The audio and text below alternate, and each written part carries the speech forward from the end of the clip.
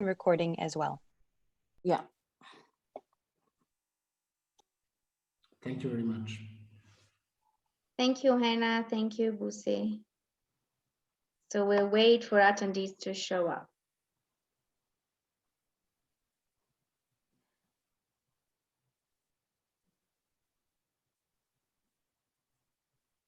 Okay. All right, PowerPoint.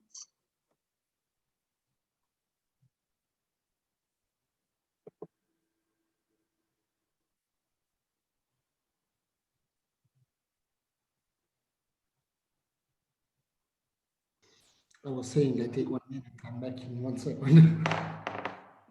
Please.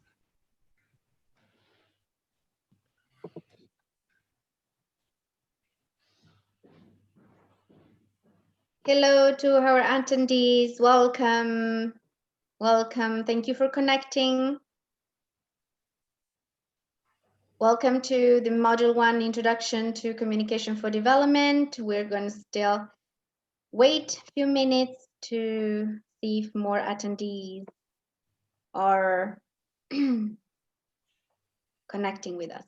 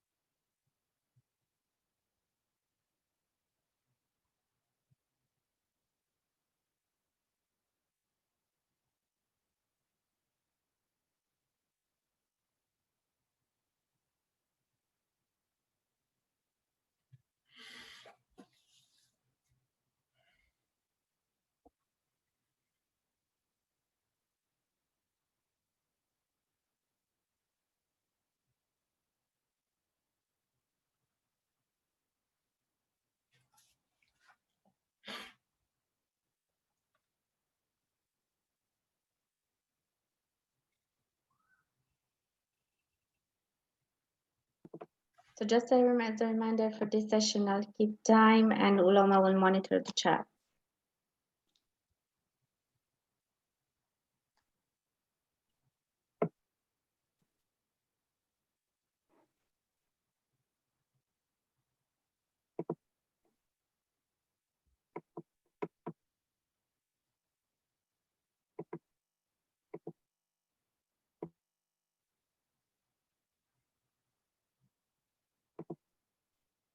So we still wait maybe a couple of minutes.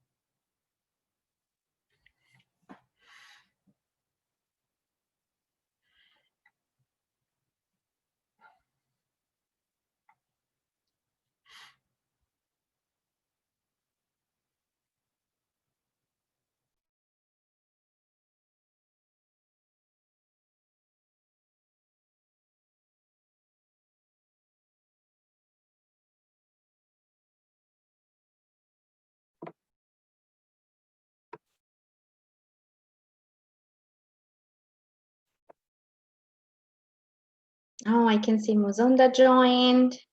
Hello. I think Rex joined. Hello, Ian. Good to see you, or not seeing you this time.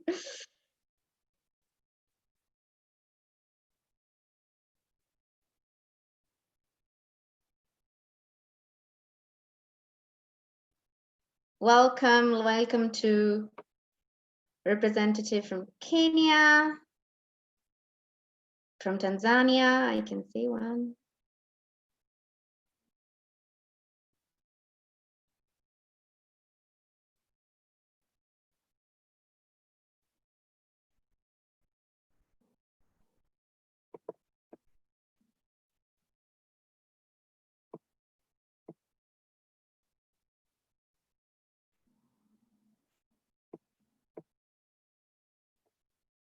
Okay.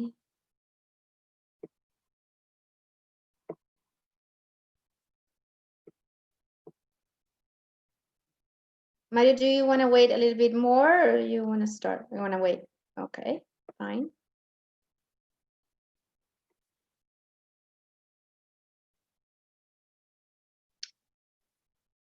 Hello.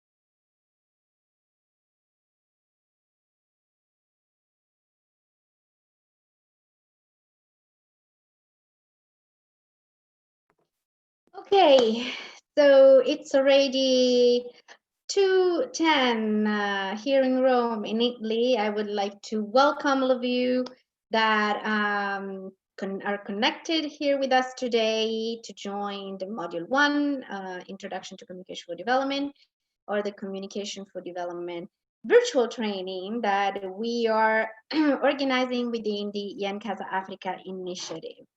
So I see some known names, some new names. It is great that you could come to be with us today. Unfortunately, for time reasons, we cannot have a round of introduction, but I kindly ask you to introduce yourself, name, the role that you have, the organization you belong to, and the country you're located in the chat.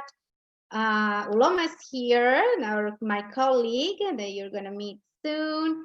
She's going to be monitoring the chat now, so do not worry that we record all your information. It's a great pleasure to finally have this training that we really longed for it. We hope that more people, more invitees will attend as well. This is the first, actually, the first batch of people that we are meeting today within this training. You are the first group. For Module 1, we are going to have a French-speaking group on Monday, always on the introduction of communication for development. So, okay, now to say a few words about this training and how it is framed with the activities that we are doing within YenKasa, I give the floor to Mario Acunzo, Communication for Development Team Leader within the Communication for Development team in FAO headquarters. Please. Thank you, Silvia. Hello, everyone. It's a great pleasure being with you today. We've been waiting for this moment, in the last months, a few months. We've been organizing jointly with our colleagues of Farm Radio International that are kindly supporting this event. And this is part of a long process, a process that started a few years ago when we launched the YenKasa initiative. The YenKasa initiative is a partnership. It's a partnership between FAO and other organizations and institutions, especially Farm Radio International from the Communication for Development sector, but also farmers' organizations. Before entering the details of YenKasa, I want also to take advantage of this moment to explain the framework under which we are working. Okay, we belong to FAO. We therefore provide support and assistance to FAO projects, but also producer organizations in the context of the UN Decade of Family Farming. Many of you know that already that this is the Decade of Family Farming that's been launched by the United Nations. This is the 2019-2028.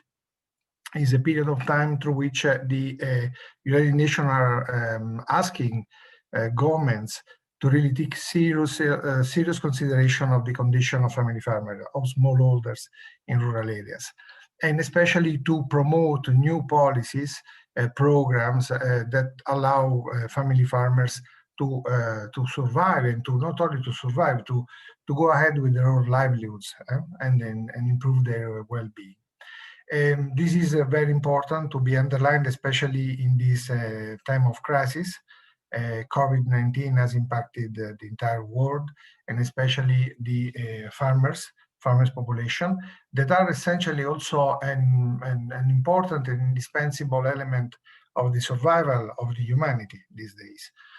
We are talking about food heroes. Family farmers are today food heroes, are those that are really ensure food to cities, ensure that everyday people can eat. So the Decade of Family Farming is a great opportunity. It's an opportunity that is being also acknowledged not only by FAO, but especially by the farmers' organizations. Within this context, communication has a key role in two dimensions. On one hand, to inform and raise awareness of the role of family farmers they're playing these days worldwide, but also to give the voice to family farmers. And give the voice to family farmers means several things. It's not only presenting their opinion, presenting, through the media, having a presence, a communication presence of family farmers organizations, but also enhancing the capacity of managing communication processes and appropriate communication technologies, media, and the entire communication spectrum of opportunities. So communication is an asset. This is the consideration. It's an asset, especially in rural society, because otherwise rural society should be passively suffering from the impacts of modern media.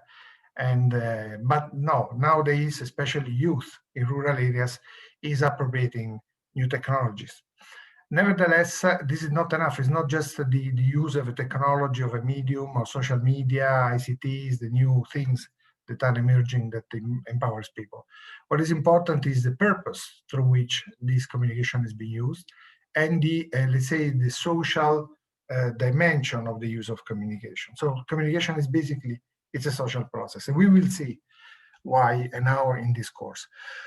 So one of the strategic dimension of the work of in the area of family farming is to enhance the communication capacities of farmers organizations in the context of the decade of family farming, of managing communication processes, of planning communication activities, of using communication media. So the use of media and technology goes hand in hand with the communication approach, a strategic, a systematic, a participatory communication approach, maybe very different from the usual approaches used in the let's say in the marketing, or in other disciplines that are more linked to publicity. So in this case, farmers organizations are experiencing the appropriation of communication processes and media according to their own interests. So this is essentially one of the ultimate objective of this work that we want to initiate today with you, with all of you, with the organization.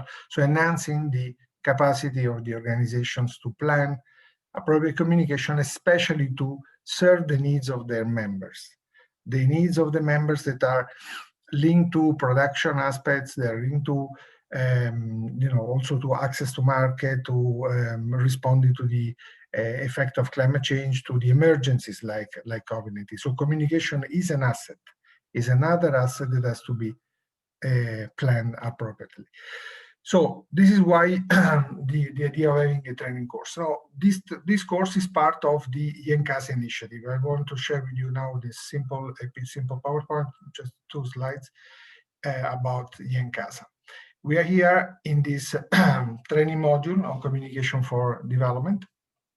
This is the first of two events that is being promoted in the context of YenKasa. Now, YenKasa is an initiative, as I mentioned earlier on, that promoted by FAO, that brings together communication practitioners, community media, but also farmers organizations and institutions.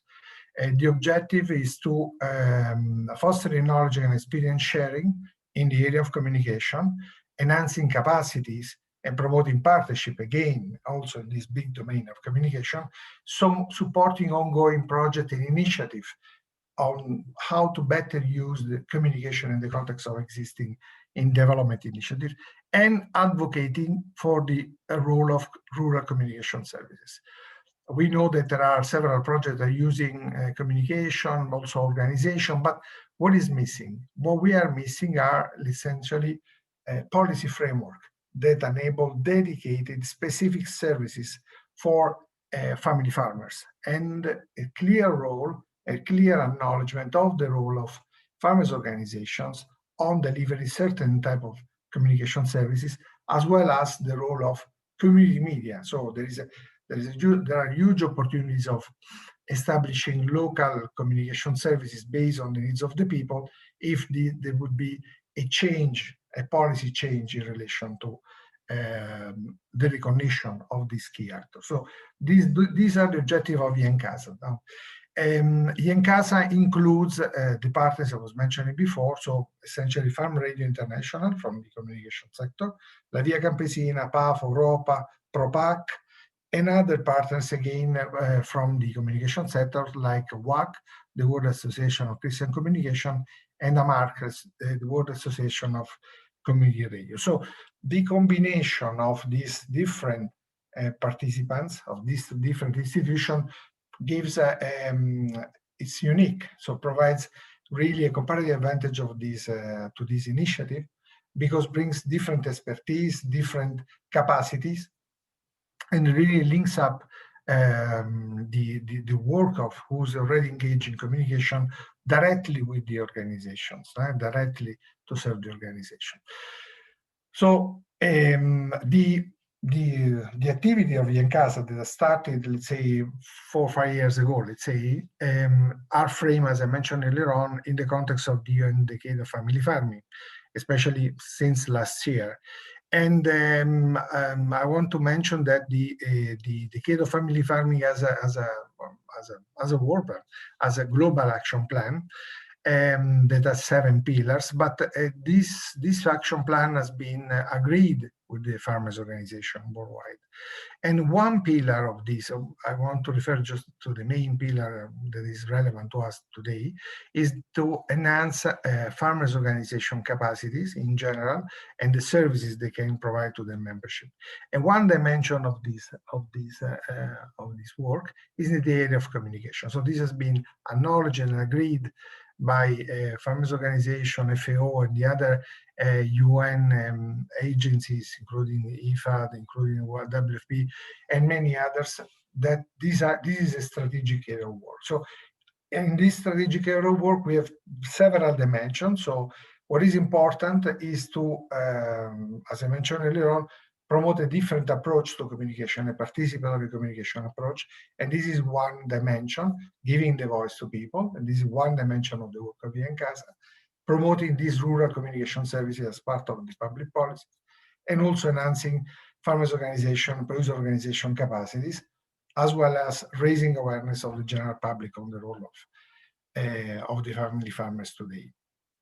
So today we will be accomplishing one of the dimensions of these objectives that is linked to the enhancement of communication capacities of family farmers organizations, especially in the field of what we call communication for development. And today's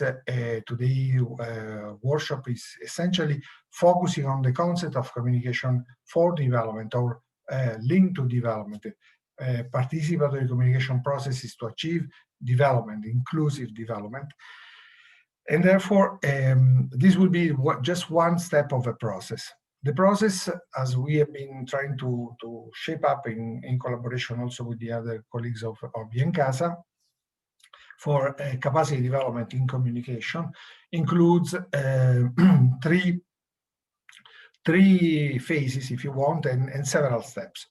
So there will be a first phase that is linked to the introduction. So today this is the first meeting, so this is really a webinar to introduce the main features of communication for development. So what is communication for development, the use of participatory communication in development. So to have a kind of an alignment and also a clear view, or no, what are the main concepts, the main ideas, criteria, and steps. After that, this will be followed by a communication needs assessment.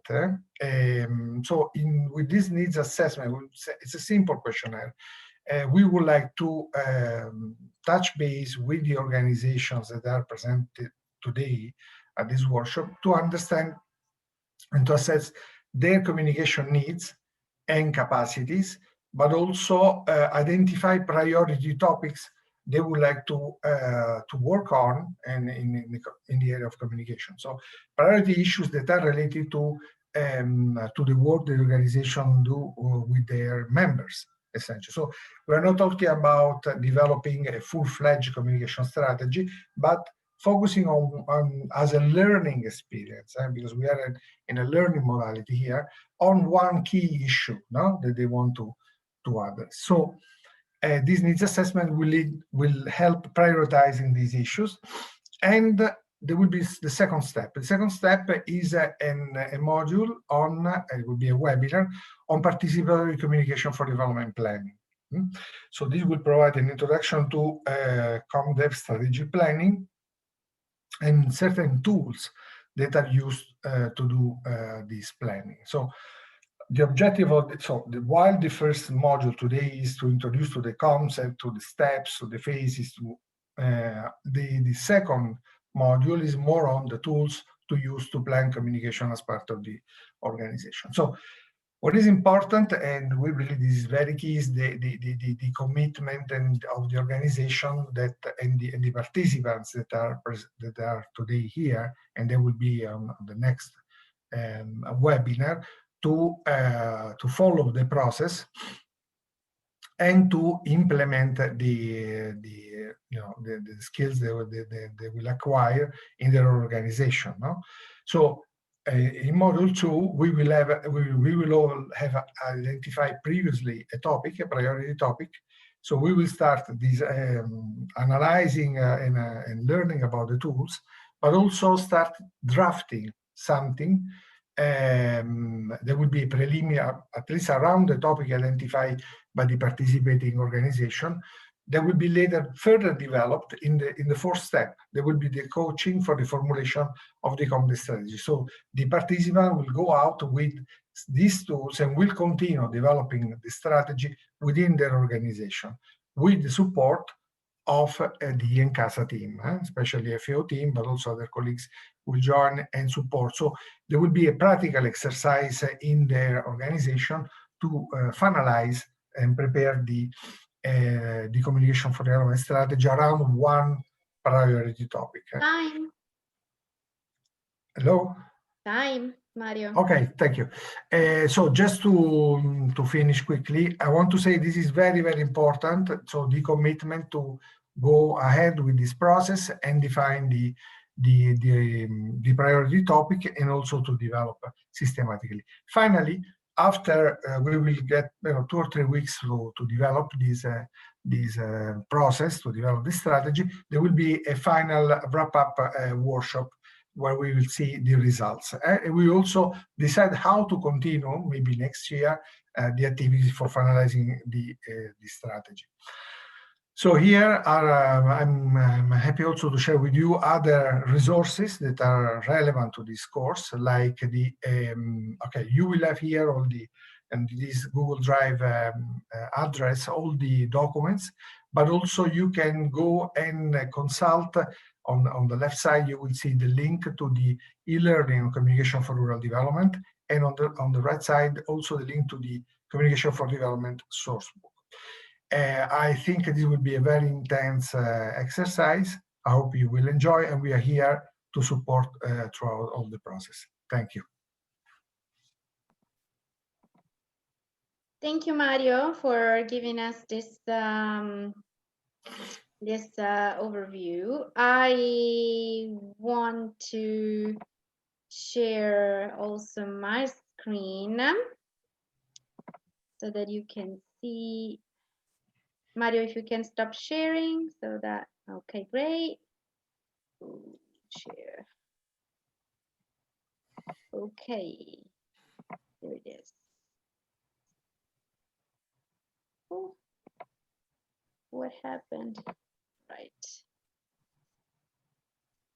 Okay, so before going briefly on straight on the program, if you keep the Zoom window open, let me do this, maybe it's easier. Okay, I cannot show it to you. Let me see if I can show it to you like this. I just want to introduce to you our team that is going to be here today. I ask my colleagues, when I say your name, you just wave so people know who you are. So you already met Mario, who is the Communication for Development team leader here in FAO headquarters. Here is Alberto Troilo, our training expert and resource person that is also part of our Communication for Development team here in headquarters. Uloma Meziozwocha, sorry, Uloma, our colleague that is liaising with us from our regional office in for Africa in Accra, Ghana, actually working from home due to COVID-19 from Nigeria. And another resource person is Francesco Diazio, and he's here with us and is joining from Belgium. Also, please, thanks to Anna and Busi, they're from Radio International, that are assisting us today on the technical side of this Zoom. So this is just to introduce, probably who is going to be on the platform today. So going back to our agenda. Okay. So thank you, Mario, for sharing this background knowledge on the YenKasa initiative and its comdev capacity building process. So this is the agenda that you can see in the screen. We are going to have 4 more sessions. In each session, we'll have a different facilitator. I'll be introducing the facilitator each time. Do not worry that we do have coffee breaks, so you can get up, stretch your legs, have some coffee, and take a little break. Please note that due also to time constraints, since we only have until a couple of hours left for this training, we kindly ask you, if you have questions, to type those questions in the Q&A box you see in your Zoom window. There is a Q&A box you can type there. There's always someone monitoring the chat, and at the end of each session, the person that is monitoring the chat will compile the questions and they will be answered. Okay. So Mario already mentioned as reference materials the e-learning and the source book. Those are the main reference materials that we've been using for this training, but there are also other publications and useful materials, and you received the list in your useful information document that's been distributed along with the invitation, and it is in the Google Drive too. Do not worry about taking, so many notes. It's fine to take notes, absolutely. Just rest assured that the PowerPoint is going to be uploaded in the Google Drive folder that has been shared with you. All relevant documentation for the training is going to be uploaded after, so do not worry. For any technical issues you might have for the Zoom to connect to the classroom, please refer to Hannah and Busi. They are going to be assisting for that. And in case after even the training you have issues, you have some further questions, then just write to me. I'll try to answer in the best in no time if I can. You'll find the entire list of contacts, useful contacts, in the useful information document that you have. Now, to get take a glance at the agenda, we're going to start about a few background information on communication for development, what it is, how it differentiates itself compared to other types of communication, and what is its added value in terms of approach, methodology, and functions. Then we are going a little bit deeper into the more technical aspect, how we build a communication for development strategy, what are the phases that we need to go through. We need to focus our attention on the needs assessment, since it will be one of the exercises we'll all do all together after this module 1. We'll take a look at a really broad overview on how to conceive key messages and contents, and we're going to look at channels. Then we're going to be stretching our legs and refresh our makeups, and we're coming back and we see how we can apply communication for development to family farming. So we're going to do a little exercise, interactive exercise on the role of communication for farmers organizations, how to go about an effective communication, internal and external, and also with advocacy purposes. And we are going to wrap up about identifying priority needs and issues in communication capacities that your organization might have. Then we are going to present the tools that you can use to do that. And of course, we are going to discuss the next steps in terms of module 2 and the engagement that is necessary from organizations in order to follow this training on its second phase. Okay, so let's get started, and let me introduce you to Uloma, that is going to present the About Communication for Development session. Uloma, you have the floor. Thank you, Sylvia. Good afternoon, everyone. I'll just share my screen and start the presentation. So as said by Sylvia, if you have comments or questions, just put it in the question section.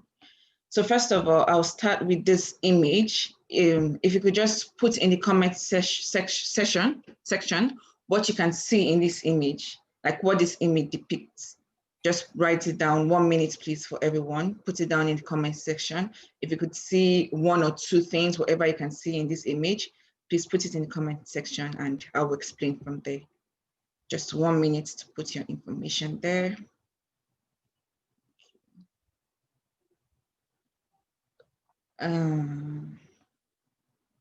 Yes, just put your comments in this comment section and I'll explain.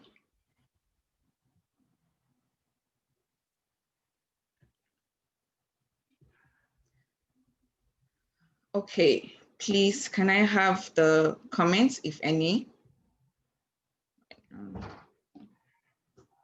There is, someone says, I see a child, a girl. Okay. A lady. Okay. That's what I have so far. Okay, thank you. So I'll just go on from there. So in this image, if you can see a lady, a girl, you're right. If you can see an old woman, even if you didn't put in the comment section, if you can see an old woman, you're also right. This image shows different perspective depending on how you view it. You can see different things. So linking this to communication for development, in communication for development, there's no one straight way of doing things. It's diverse. It depends on how you view it, how the community behaves, depends on their culture and traditions. So that's how communication for development is. It's diverse, it changes in different communities. So I'll go into what communication is, and I'll use the 5 keywords you could see on the right hand of the PowerPoint presentation. The 5 keywords there are all embedded in this communication for development definition. So first of all, communication for development is a social process based on dialogue. The dialogue here is a 2-way communication, that is, it's back and forth. You talk and you respond, like it's a 2-way communication between 2 or more people. Moving on, you see using a broad range of tools and method, which is available media and ICT. So you make use of media and ICT that are available in the community. You make use of this in the dialogue to pass information, to create communication plan and everything. So this is, and by so doing, you're trying to seek change at different levels. See, this different levels here is from like the grassroots, the farmers, up to the top. So that's a bottom-up approach. Normally, communication is just from the top and to everyone. But communication for development is a bottom-up approach. That means everyone is involved, which is participation. Everybody is involved in the process. Everybody's voice is needed. Everyone's voice is heard. And this will make it sustainable, which is sustained and meaningful change. It ensures sustained and meaningful change. So these 5 keywords in any communication activity being carried out, these 5 keywords are very important. So when you're talking about comdev, you have to ensure that you're going to speak about these 5 keywords in the process. So I'll move on to talk about the different types of communications. There is the corporate communication, which we all know. There's the internal communication. There is the communication advocacy, there's the participatory communication. All these are important, but our focus today is participatory communication, which is also comdev.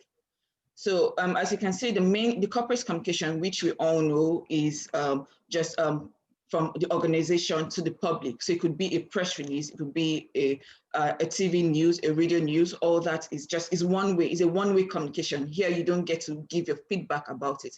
But for communication for development, which is the participatory communication, is a two-way process. You're going to have, you have the opportunity to air your views, you have the opportunity to say what is right, what you feel about a certain situation. So here is, it's 6, as my colleague has said, Mario, that is 6, comdev 6 social change is a social process that seeks social change. So here we make use of communication medium which are available in any organization, any community. We don't just use any communication medium that we deem necessary. You have to do an analysis to know what is right for each community that we're working with. So this is very important. It's important to do an analysis to know what is important, what communication medium to use, what communication resources is necessary. And it's participation. The whole process is participatory, and everyone works together for a sustainable change, and it ensures sustainability at the end. Moving on, also, comdev is different from other communication types because of its approach. Comdev approach is participatory, is strategically planned, is systematic, and it promotes social change. It's participatory in the sense that, as I've earlier said, everybody is involved, no matter your gender, no matter your age, no matter your class, everybody's involved in the process. We're trying to get everybody's voices heard. And so with the information, we strategically plan the communication, we strategically draft the communication plan to fit the needs of the people.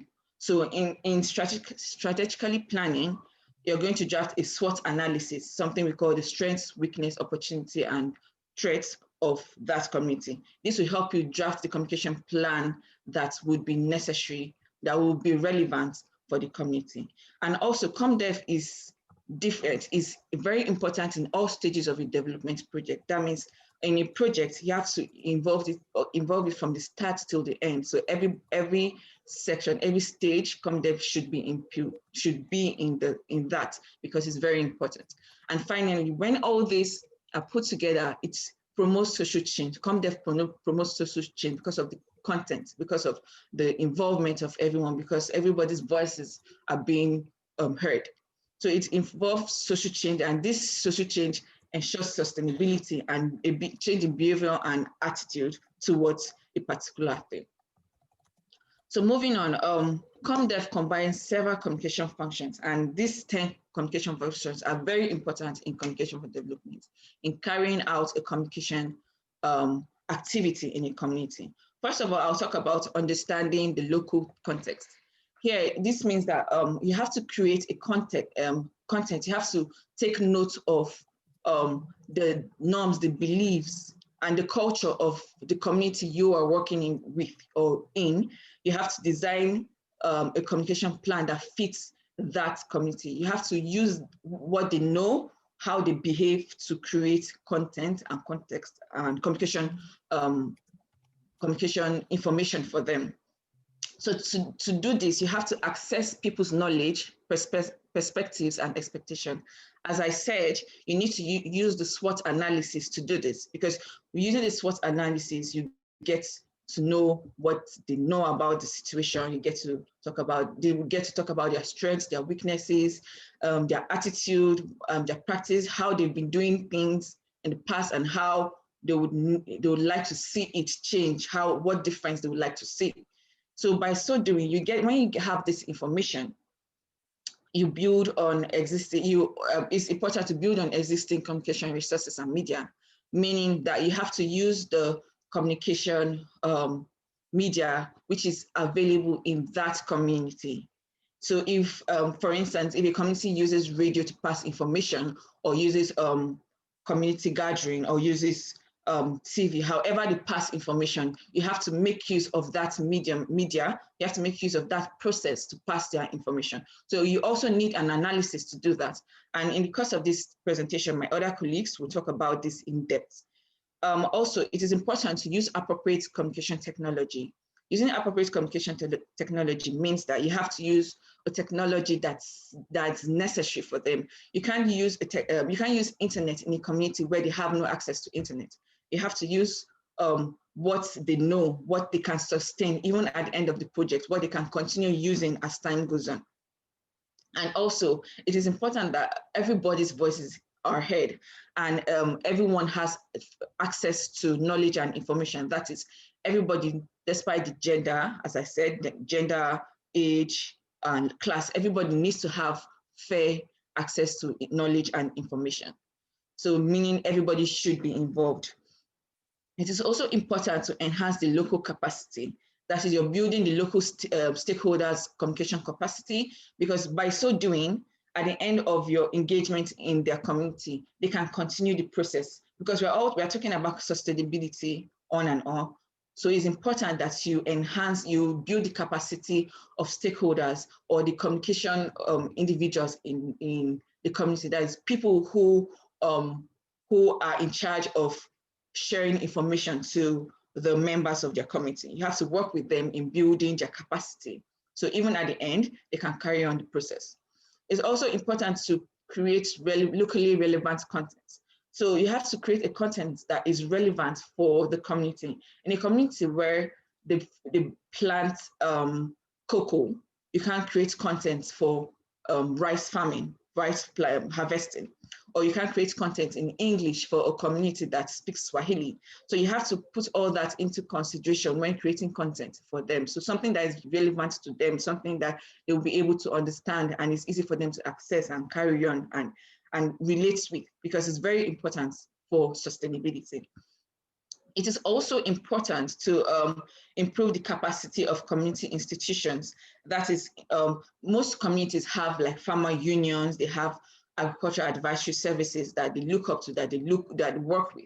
So it's important to work with these people, strengthen their capacity as well, to make everything sustainable, to make the process sustainable, to make the community members relax and is easy to work with.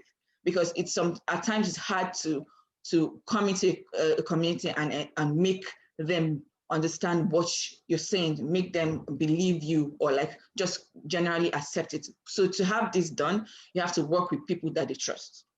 It is also, and by so doing, you're going to foster a social dialogue. So while you're doing the whole process, you're working with them, you're going to spark discussion, and this discussion will help people air their voices. They'll say what they feel about the situation, and this would help you, together with them, draft what their needs are and draft a plan that will be important and draft an activity that is relevant to them. And finally, this also will ensure an environment that the community is comfortable with, and conducive environment for change, for social work, for social gatherings and connection. So this is where I'll stop my presentation. I hope it's easy to understand. I hope I've explained it to an extent. I've introduced the background for you to understand well. So I'll just stop sharing my screen now and then take a look at the questions, if any, and answer them. Thank you. Uloma, I'm monitoring the chat, but there is no question here. Oh, okay. So I'll believe everyone understands what I've said so far, and it's easy to get. You were very clear. So, but this still, we remind you to, as soon as you have a question, to type it in the chat, so that after each session we can answer those questions. But if everything is clear, we can move to the next session about the communication for development process. Francesco is going to present that. Thank you, Loma, for your presentation.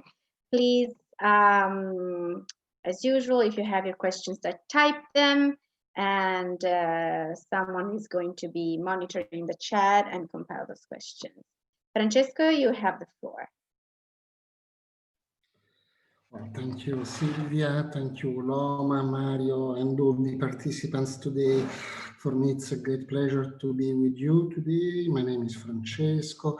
I basically come from the community media sector. I work in the radio field since more or less 25 years now, and I've been involved in many FAO projects, and the comdev team seized this opportunity to bring me in and consider me as a resource person. I'm very honored to be a resource person in this workshop. I'm going to share immediately my screen in order to advance a little bit. In this session, we would like to see really very precisely which are the different steps, which are the different, approaches that we can use in order to increase our communication capacity towards, our partners, other stakeholders, institutions, etc. So allow me to share the screen just a second, because I am a 20th century man, and for me these technologies are quite a mystery. Let's see. So be patient. Anyway, you're going to have a coffee break in very, very soon, so it's fine. So, it's useless to repeat what my colleagues have already said. Communication is different from information. Communication is a two-side project where, of course, there is a recipient and there is someone who is sending the information. And this comdev process that we have seen is a very participative process. We have indeed several phases.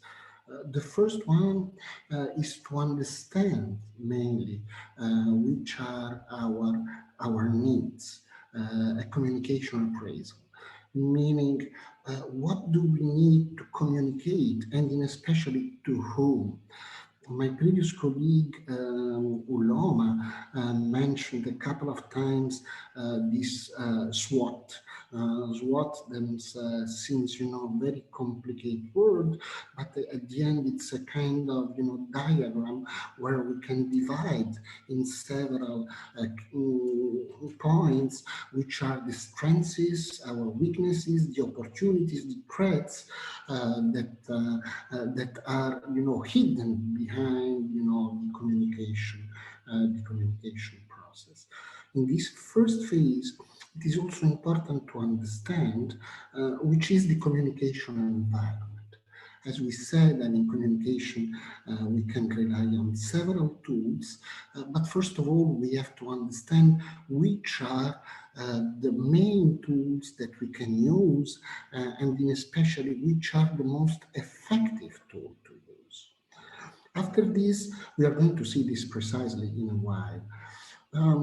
When we have assessed, let's say, the situation, our needs, and the communication environment, it is clear that we have enough elements to start designing our concrete strategy.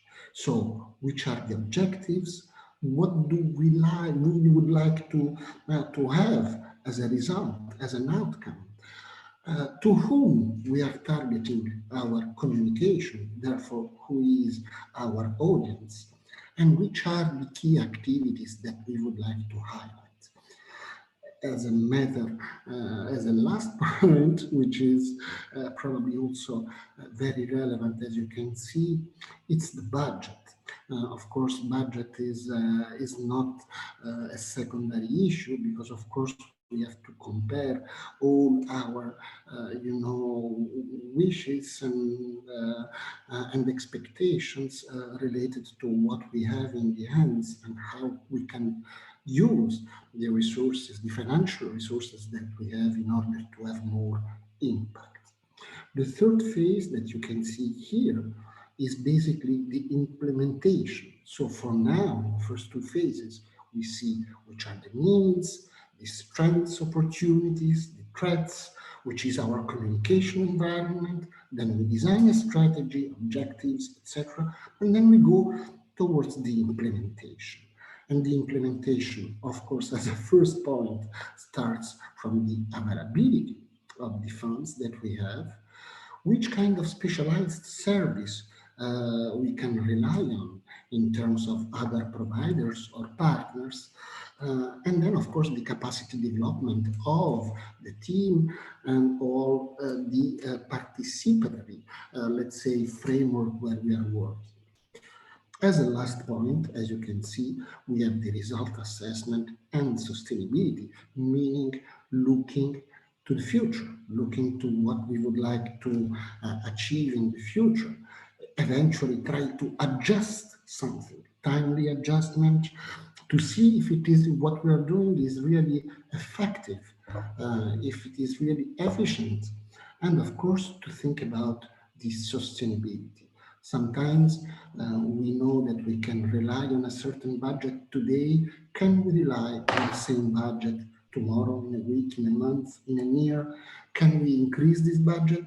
Is this budget going to decrease? How we can adjust according also to the financial resources that we have. So let's try to see step by step which are the main elements of these four aspects. So at first, as we have seen, we have what we call this PRCA, which is a participative rural communication appraisal. So understand which are our needs. So in the situation analysis, this part, believe me, it's very, very important. I have worked within AMARC, the World Association of Community Radio Broadcasters, and we have supported a lot of organizations around the world, in Asia, in Africa, in Latin America, but also in Europe, in order to improve the communication capacities. And sometimes we under-evaluate this first phase, while at the end it's the most important, because it makes us understand where we are acting, which is the framework where we are doing our activities and that we would like to develop. Therefore, the first point is to understand which are the development issues that we can address through communication. I mean, is that climate change? Is that an awareness raising about, family farming? I mean, what we would like to raise as the main issue and the main development issue. The second point, which is also very important, is to understand the political and, let's say, social economical framework that can facilitate or hinder, the implementation of a plan. Imagine that in some cases, community radio stations or local and independent radio stations has a very limited budget and very limited power transmission. So can we use this to which extent we can use this? And also in this bigger framework, how can we shape our communication policy according to the ground, to the picture of the day, to the ground, situation. And of course, we also have to see which are the potential partners and organizations and institutions that we would like to involve. And to whom we are addressing as well. As we said, this is a participatory process, and therefore it is also important to understand, are we alone to do this? Are we alone to feel the need to develop a certain strategy, or is there a local authority, a local institution, a ministry that can support this? So when we do this need assessment, we also have to have a look to the policies that sometimes are in place, or the policies that, policy makers and decision makers would like to develop. And it is also, therefore, it is important also to have access to information. Access to information is a key issue because when we access to information, we can share this information, of course, and we can make it more effective. Then, of course, in the second part, you see, this is this field participatory communication appraisal. So, first of all, we should validate with the findings and the analysis that we have done. We have to identify, again, according to this analysis, which are the main stakeholders we would like to involve. Analyze the knowledge, skills, and attitude and practices that these other stakeholders are doing. Imagine we would like to set up a partnership with another organization, and this organization is specialized on ICTs while we are on radio. Can we put this together? To which extent we can work trying to extend the reach of the radio through ICTs or extend the reach of the internet through radio. These are all the opportunities that, of course, we should try to put in this SWOT analysis that we have seen previously. And then, of course, assess the existing communication resources and social networks that we have, on which tools we can rely. I have a social page, I have a Twitter account, I have a YouTube, I have a website. Okay, let's put them together. Let's see what we have in place. Let's put it on the table and let's see how to bring them together. The third part of this needs assessment, it's also to see which are the gaps and opportunities.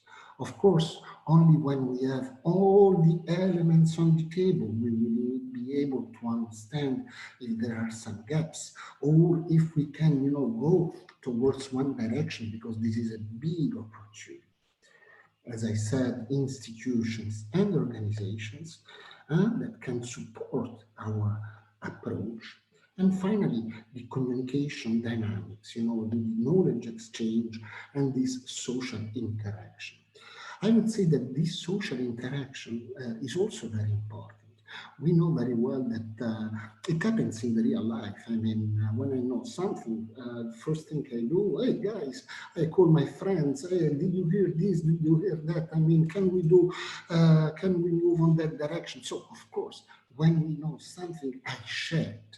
And I share and I try interaction. I would like to have feedback from my partners in order to say, yes, I heard this, but there is also this other element that we have to bear in mind, and blah, blah, blah. All these elements are fundamental in this needs assessment in order to understand really where we are and how we can achieve our outcomes. Let's move on. Sorry, I come back because I believe that in this part of the needs assessment, it is also important to understand, and we said this previously, what is the communication and information framework. We need data. My colleague Uloma just said it previously. I mean, if we are in a country where internet is not developed, or internet is just developed, for young people, while, farmer and rural organizations are trying to approach an older generation, I mean, we have to combine this. So we have to understand internet penetration. We have to understand the mobile telephony penetration in order to understand if, for instance, mobile telephones can be a tool. We have to understand the TV penetration, radio penetration, and put all these together. Sometimes you see we also have some tricky statistics. In some cases, they say that the internet penetration is very high, but nevertheless, when we go into the details, we realize that internet penetration is very high, for instance, in the city zones, in a urban zone, and not in rural areas. And then when we go even deeper, we realize that it is done for a higher level of education of people. And sometimes we know that there is an educational gap in some rural areas. Or, for instance, the gender issue. Sometimes we know very well that for a male, it could be much easier to get access to resources, to a mobile, to a smart telephone, to internet, while, for instance, for some girls and women in rural areas, it can be much more difficult. And the issue of internet penetration is not just a matter of rates, it's also a matter of language, of literacy. We know very well that unfortunately most of the contents that are online are basically in these 2, 3, 4 main languages, you know, English, French, Spanish. I mean, is that appropriate for rural people? I mean, and how the radio can support, you know, translating or expanding the reach of these messages towards these communities. So, of course, after this first phase, we try to conceive, you know, the key messages that we would like to share. So here we see a keyword, effective message. What is an effective message? I mean, that's a difficult evaluation. So these are some questions. Who we would like to reach? Is it other people, colleagues, friends, my family, institutions? I mean, who? What do we would like them to know? Is that a problem of an organization, of a local organization? Is there an initiative that can be a best practice example for other stakeholders? What will be the occasion? You know very well that sometimes we can share the good message, but in the wrong moment. It happens even in my family. Sometimes I have to work and my kids come around asking me to play or to do something. In that case, they didn't study comdev, I realize, because probably the question is good, let's play together, but the occasion at the moment is wrong. And which communication channels we can use? Of course, we said internet, radio, television, a mix of everything. I mean, so of course the message, here we have few characteristics that can of course change country by country, situation by situation, but at the end of the day, you know, a message should be credible. And when a message is credible, means that it is accurate, means that it provides information in order to back up some assertions. If I say climate change is a problem for us, it's not enough to say this. We have to accompany this assertion with data. The production of my family farming initiative decreased 30% because of the climate change. And especially delivered by people who are trusted. I mean, of course, if I say something about agriculture and they deal about fishery, it would be difficult to believe. And this is why the participation is important, because of course, if the message comes from a colleague that is in the same field, I believe him. The message should be concise. I mean, the good message should be very clear and simple. I mean, we don't need, you know, to set up big discourses or, you know, long introductions, etc. I mean, message should be understood and by people, and people must be able to remember it. And this is a very important thing, because sometimes even in the professional framework where I work, I see that we have very long press releases, very long explanations, etc. Who has the time to read this today? We have to be concise, we have to be very concrete with some data, and the source must be credible. The message must be relevant. If I say something which is not really relevant, we lose credibility towards our listeners, our interlocutors all around. Therefore, we try to do a strong communication effort when there is something relevant. compelling because it touches people so that they are also inspired to act. I mean, why not to share an experience? We can share a best practice example. I mean, we have to inspire people and we have to create this empathy towards us and the recipients of the messages in order to get, a similar way of thinking and something that can involve people, something that can inspire. And then, of course, as a last point, we have this communicative of values, which means that messages should be framed in a way that are easy to understand with people, other values, freedom, honesty, transparency, access to information. I mean, these are values that are very important for all of us. And especially if we would like to involve other persons, it is important also to highlight this value. I mean, we do not fight against climate change because it's fashion. We do it because it has an impact on our lives. And the impact, it's less freedom, because we will be less free if we have less money or if we have less opportunities. The world will be less fair because, of course, we will have less opportunities. So the issue of values is also something very, very, very important. Let's move on. By the way, guys, we trust that in 15 minutes we are going to have a coffee break. Therefore, my annoying intervention will be very soon, break down by very small pause.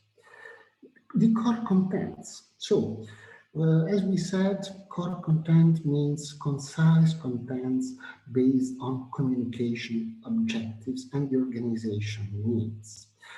I'll give you an example. I mean, I'm Italian, but I live in Belgium, and as you know, Italian families are very speaks a lot. So when my mother has to tell me something, she starts, from 1 week before, and she starts telling me the stories. Then there are digressions, and this and that. And at the end of the day, when she reached the point, I have already lost my attention, and all the messages, are not coming anymore. So when we say concise, it's not to forget the framework. Of course, the framework is important, but we have to be very clear on what we would like to communicate. And we would have to be clear on the objectives that we would like to reach. Sometimes I have seen, press releases where people just announce, very interesting initiatives, but without any concrete approach. So if you are a journalist, and even if you would like to publish something on that, you just wonder, and where is the news? And where is the topic? So these must be very important also when you shape, a product. Good title, catchy title, with facts, starting with the facts, explaining the facts, trying to see which could be the outcomes, etc. So here, basically, we have how a core content script can be done. Main problem, situation, brief description, causes and effects of the problem, the situation, the analysis, identification of the root cause and secondary causes.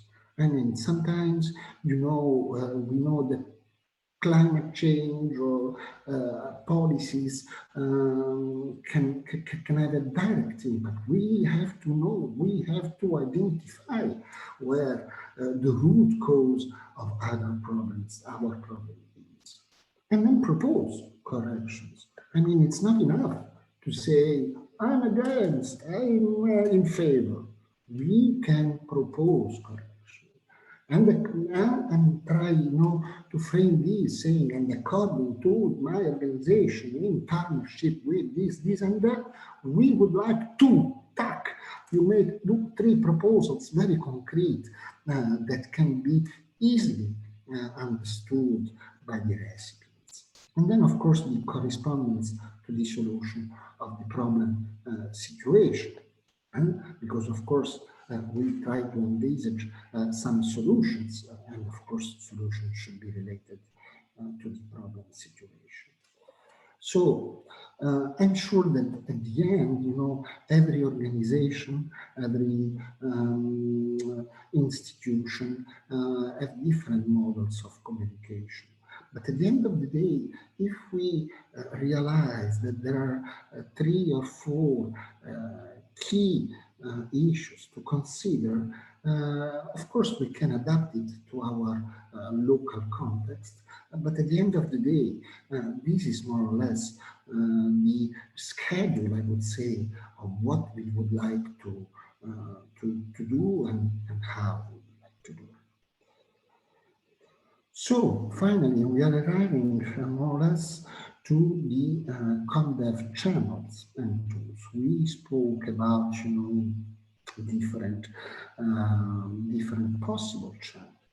As you can see here, oops, sorry, what happened? Ole. Okay, as a first example, we have community media. Believe me, community media became a very fashion, I would say, word just in the last 10 years. If when I was speaking with people about community media 10 years ago, stakeholders or institutions, they didn't know what community media are. I mean, what is community media? And by the way, community media has so many differences, so many approaches around the world. I mean, people say it's just non-profit media. I would say, yes, this is a characteristic, but this is not the only one. People would say it's just media based on voluntary people. I would say also, yes, sometimes, but for instance, in many cases, the professionalization of people, because we need volunteers, but we also need professionals of the media sector. So the definition that 1 or 2 characteristics should be found everywhere. Therefore, community media is a participative media where you can find, you know, a lot of volunteers, youngsters, women, disadvantaged categories, and all, I would say, with the same opportunities. And community media are important because sometimes there is this, I would say, participatory approach to communication. And a lot of associations, a lot of organizations are organizing, you know, radio programs. Of course, we are not, I mean, as a rural organization, we are not entitled to know, I mean, or we are not, we should not know the precise technicalities about this and that. So we will be accompanied by other radio journalists that do this. But the doors are open for participation, and we have to use these opportunities because community media are media done by the people and for the people. The second issue is the ICTs. What do we mean by ICTs? It's a very general terminology. I mean, ICTs can be computer-based applications. Social networks, I mean, websites, streaming on the internet can expand the reach of the radio. But in this global context, what we are realizing is that at the end of the day, you know, one of the most important new technology in place is the use of our smartphones. Because we know very well that through the smartphones, we can have access to internet, to WhatsApp groups, to sharing files, communicating with a simple SMS, etc. The tradition of folk media, meaning, you know, that's the example that I was telling you before. If I know something, I call friends and I very simply say, hey, look, guys, there is this new initiative. What should we do? I mean, can we do it? I mean, so the face-to-face communication, the participation of other intermediary people in the community is very important. Imagine that we are in a small rural community and only one or two people have access to the internet through the cell phones. I mean, they will be the ones who can look for information, share information, but in especially adapt the information and share it in the right way with other people, with other colleagues. As I said, unfortunately, the connectivity is just one of the issues. It is probably the point of the iceberg, but at the bottom you will see that there are some language issues, some literacy issues. And when I say literacy, it's not just a matter of being able to read, it's also a matter on how to properly use a cell phone. Do I just use it to watch videos on YouTube? Can I, you know, expand this in order to increase the impact? And so this is the role of intermediaries. I mean, people that have the capacity to bring information and to share it within the community. This can be done by an organization, this can be a professor in the school, it can be whoever has the capacity to interact between, you know, wider information technologies and more grassroots approaches, speaking to people, talking to people. And then, of course, again, we have mass media. Mass media, it's what we is what we know. I mean, it's the mainstream. It can be television. It can be the press. It can be also the radio. But especially if we think to the public service broadcasters, etc.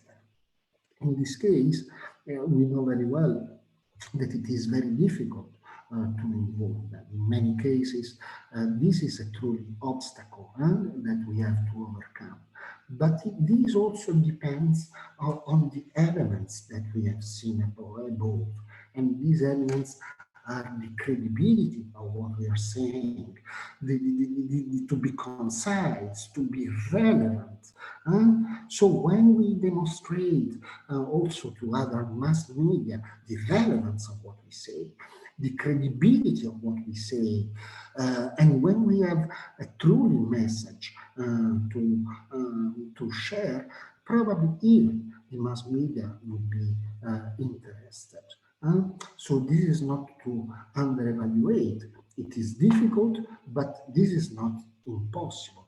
In the meantime, just as a matter of, you know, sharing experiences, I can tell you that there are many countries where, for instance, mass media have in place some regional channels. It is, I worked very recently in Senegal, and it is the case of Senegal. I mean, it is the case of many other countries. Even the BBC in the UK has in place, you know, some partnership between the local channels and the community radio stations in that area. Thank you. So it is very important. I know that time is running out, I know.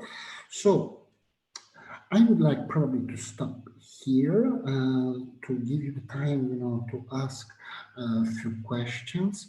I really hope that it was not too boring. So feel free to ask any question, and I would be really very happy to share answers with you. Thank you very much for your attention. Francesco, there is no question in the Q&A box. Oh, well, in this case, I believe that we can enjoy 5 minutes more for the coffee break, unless you, Silvia, have some questions. Yes, before everyone gets up and to stretch their legs and refresh the makeup. I just wanted to share this with you, and that's for a sort of preparation for the next session. And thank you, Francesco, for your session, the facilitation of your session.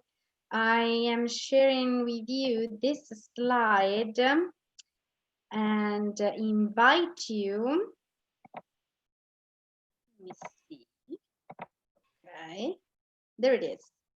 I want to invite you to a reflection, I'd say, you know, because we are going to talk after coffee. We're going to talk about how to apply communication for development to family farming. So I would like you to just think off the top of your head, where do you think communication can make a difference for family farmers? And in order to answer that, you go to www.menti.com, you use this code, and you have the space for 2 entries, and you just submit. And this is something that we're going to go back to after our session, and it is a tool for reflection on this, because sometimes answers are very simple, but sometimes communication can really play a significant and decisive role and make a difference. So it is 3:27 here in Rome. We reconvene at 3:40, so in 13 minutes, whoever you are. Yeah, so we'll take it a little bit with ease. Please do provide your answers here during our coffee break or right before, right after. And we are going to meet up. I'm going to leave my screen shared so that the code is there. And we are going to reconvene here after coffee. All right. Thank you so much. Thank you, Silvia.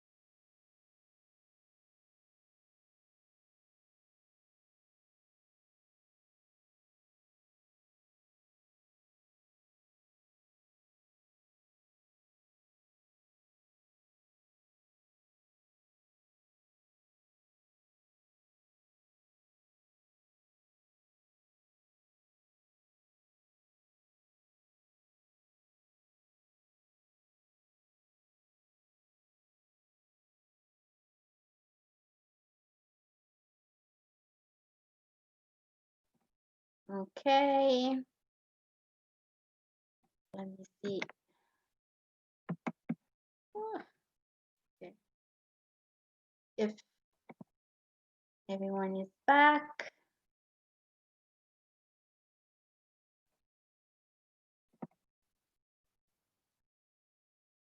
And my colleague. Okay, great.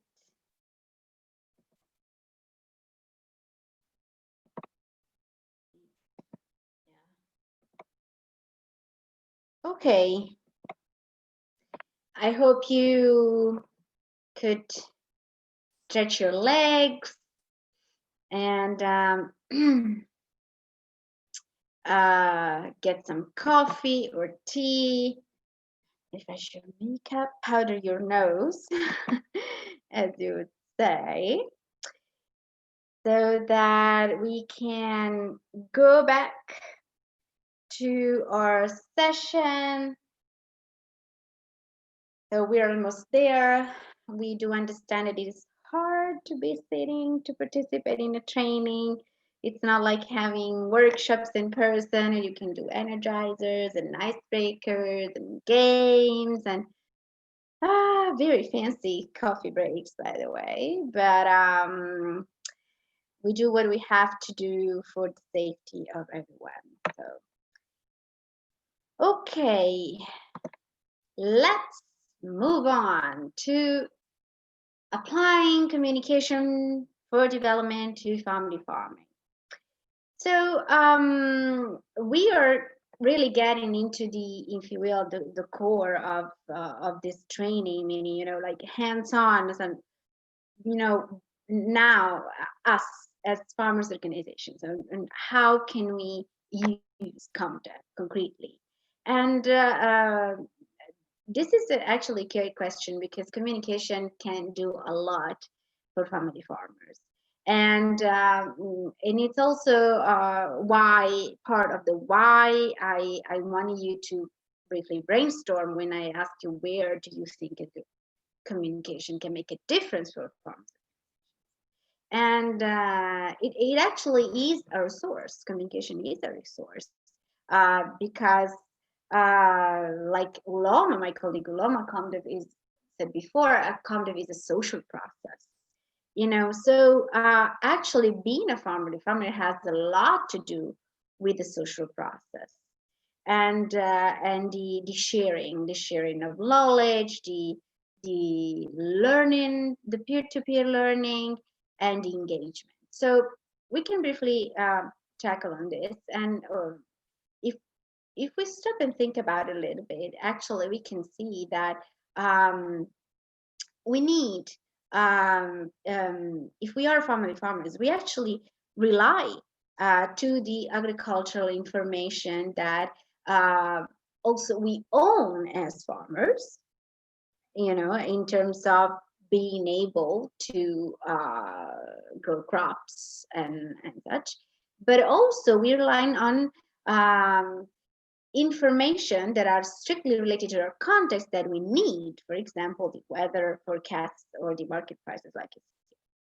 But at the same time, we always, it's not an individual work, you know, it's a social work, and we share, and family farmers, as families especially, they share their experiences, they learn from each other, they learn about culture, they get organized as family farmers, and also to reach the level of being an organization.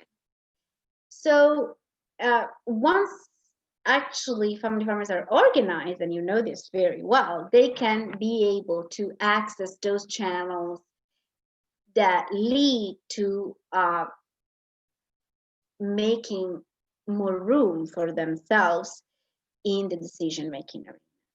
And that is absolutely key. That is absolutely key, because that's actually the only way to be heard, just if you're organized, you know, because the single family farmer, you know, has a very, very tiny chance, you know, to reach that decision maker and have his needs met.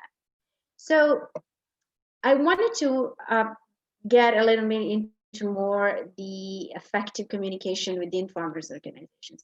And I want to start with internal communication because in many cases, it is underestimated. It is underestimated. And I'll tell you why, because a lot of times organizations say, okay, now we're an organization, we need to let the world know that we're there, and we need to respond, and we need to tackle the issues that we have and meet some politicians so that actually we can have a say in the decision making process. So, but among all of this, and then we say, oh, okay, yeah, well, maybe, once in a while we should meet with our membership. Well, this is what I'm saying. Well, I'm exaggerating, of course, but what I want you to understand is actually the importance of having a good internal communication flow going. And that's because if you have regular information provided to your members, then you can keep them engaged. You keep them engaged, you keep them active, okay? And say, okay, I am paying this organization that I am a member of, but actually I always know what they're up to and what they want to do. And at the same time, it's also the way they feel about it, which is something that is, sometimes underestimated as well. They feel they're part of something. They feel that this organization is taking care of their interests. And that's why they are more motivated to also spread the word, say, hey, I am a member of this organization and they're great, they're creating this and that, and we always know what they're doing, and we know that they take into consideration our needs and our interests. And this is key. This is key because if you look at your membership and you look at what your membership needs, then you can manage the organization's activities, internal activities, accordingly. And, for example, have the organization's capacity improved through different types of action. And we're going to look at an example right now. And at the same time,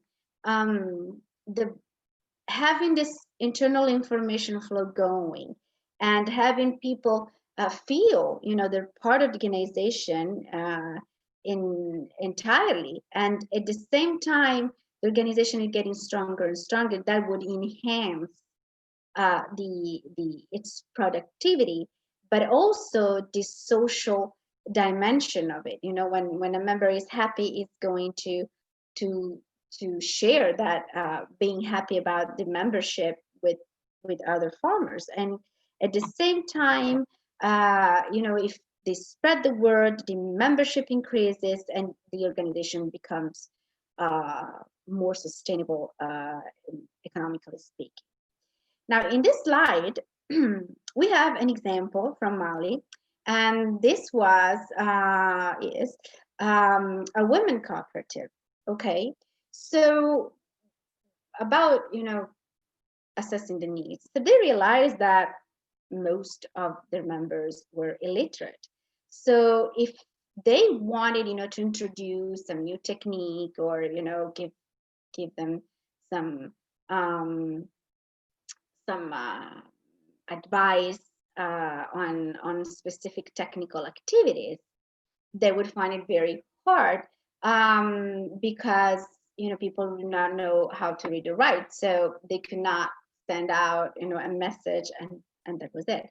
So what I decided to do is to actually create some videos, and in order to do that, they were able to learn how to use very simple digital tools for doing videos. And this was where smartphones were not as popular, because we're talking 2006, so it was very few years back. And while a couple of the cooperative staff learned how to use these tools, they were able to create videos so that their little members could learn, having the learning materials through that, and that they could have that video and keep it. in the community, keep a copy of it in the community so it could be shown in any time. As a result, and so people spread the word. They were very happy about this way of learning. They spread the word, and in 4 years' time, the membership group it was almost triple.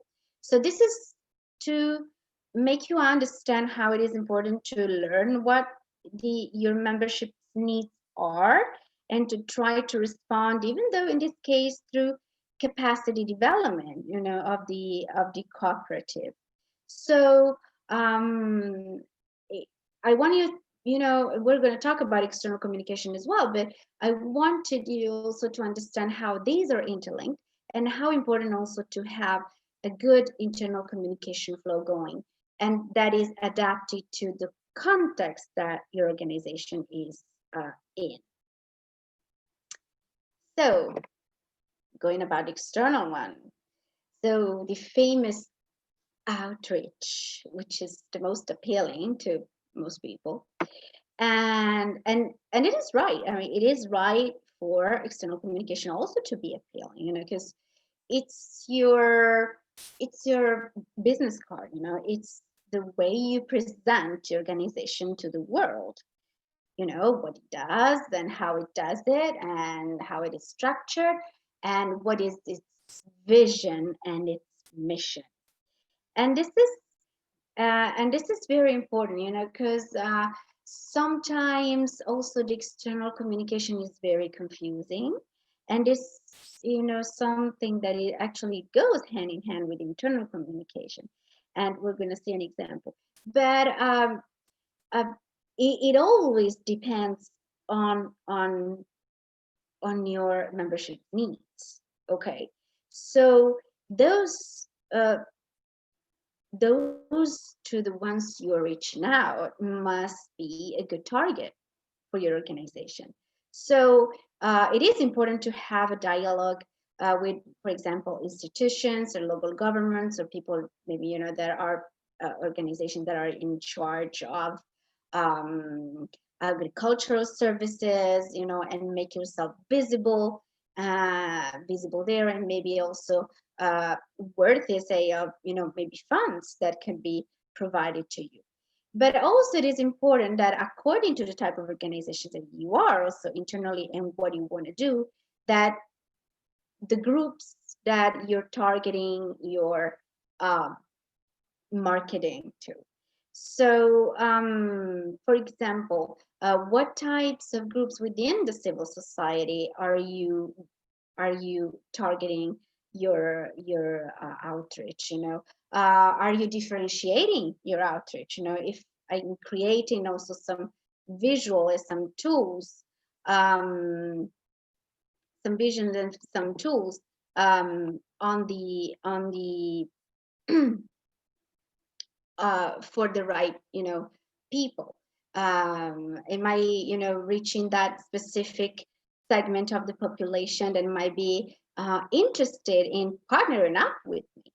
And of course, everything that is done to promote the organization in the territory, so in that context, and also to make your organization known, and I'd say also a good one, good quality organization that becomes stronger and stronger, and can also gain a say in the political arena. So the example in this case that we have here, it was another cooperative in Burkina Faso, and what they did is they invested in computers. And what they did is actually also provide some capacity building in terms of how to use the computers and office management software, and use that towards increasing their outreach. So they went online, and now, as you can see, nearly 90% of the products that are produced by the members of the organization are sold online. So that it were a boost in sales, a true boost in sales, but also if the organization becomes a lot more known, a lot stronger, a lot more visible on the outside, also at political level. And that leads us to, ta-da, advocacy. Well, that's the tricky thing. Sometimes with advocacy, we need to be very, very careful because the political dynamics that are in place in a country, they're different for every country, they're different even locally. So also organizations need to be very focused in their actions, in their advocacy actions. What we found here are some examples of how and where, in terms of sectors, family farmers can advocate. And for example, let's take agriculture, innovation, and family farming. So when we talk about agriculture innovation, most of the times what people think, you know, in their mind, say, okay, agriculture innovation, oh, that's new machinery, equipment, blah, blah, blah. Yes, this is true, but that's not just all there is. You know, there is a lot of knowledge behind how the institution also can help agriculture through the innovation, not just of the machinery, but also in terms of good practices, sharing of good practices, sharing of innovative practices, maybe even using indigenous knowledge. And that is how it is combined. So this knowledge is combined with the new technology. And this is a learning process also from the institutional side, not just for, you know, the civil and social side, but it's combined. It goes both ways. And actually a lot of the entire agricultural sector can benefit from this, not just family farming, but from this approach of technology, new technology, and machinery and equipment and knowledge, you know, and institutional learning. The entire agriculture sector can benefit. Now, another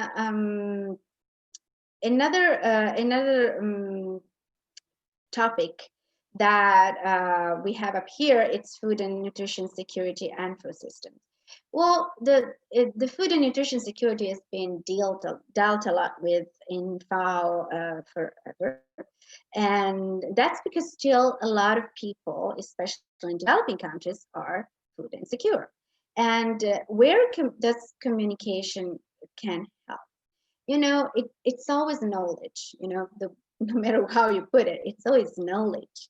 Knowledge that and awareness raising for people, for reaching a level of food security that is acceptable, you know, and that's something that also family farmers should advocate for, because since in most of the cases organizations of family farmers are not that big, you know, they tend to suffer more food security, especially if in the area they have to compete with corporate agricultural organizations.